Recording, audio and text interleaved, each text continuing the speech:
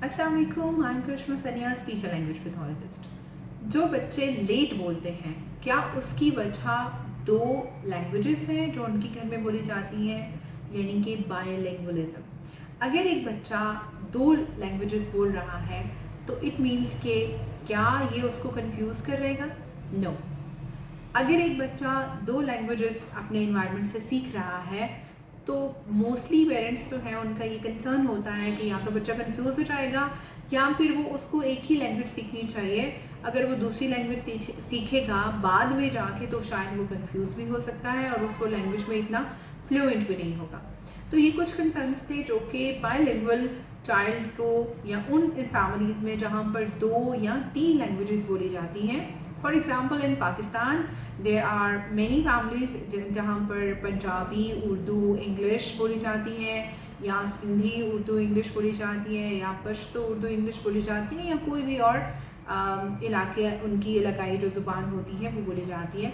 सो जो आपका एक डायलेक्ट है उस पर्टिकुलर लैंग्वेज का, वो तो किसी हद तक ऑफ कोर्स उसका इम्पैक्ट होता है, लेकिन अगर एक बच्चा दो लैंग्वेजेस सीख रहा है तो उसका बेनिफिट उस बच्चे को बहुत ज़्यादा होते हैं। और उन बेनिफिट्स में सबसे पहले ये कि एक तो बच्चे की कंसंट्रेशन बहुत अच्छी होती है, उसकी मेमोरी बहुत अच्छी होती है, इनफैक्ट मल्टीटास्किंग हो जाती है, और सोशल लाइफ उसकी बहुत अच्छी होती है। ऑफ कोर्स जब वो एक दो लैंग्वेजेस सीख रहा है तो ज़्यादा दोस्त उसके बनेंगे, बहुत अच्छे से वो चीज़ों को कंपोज कर पाते हैं।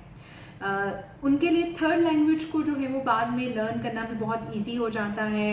अपने आप को बहुत कॉन्फिडेंट वो फील करते हैं। एक और जो बड़ी इंटरेस्टिंग बात है वो ये कि ये बच्चे बहुत ज़्यादा क्रिएटिव भी होते हैं और ओपन माइंडेड भी होते हैं, और इन्हीं चीज़ों का जो बेनिफिट उसको अपनी एकेडमिक स्किल्स में भी होता है, यानी अपने स्कूल्स में भी होता है, अपने या कॉलेज लाइफ में भी उसको बायलिंगुअल बच्चे को बहुत ज़्यादा अपनी एकेडमिक्स में भी जो है वो बेनिफिट्स मिलते हैं या उसको हेल्प होती हैं।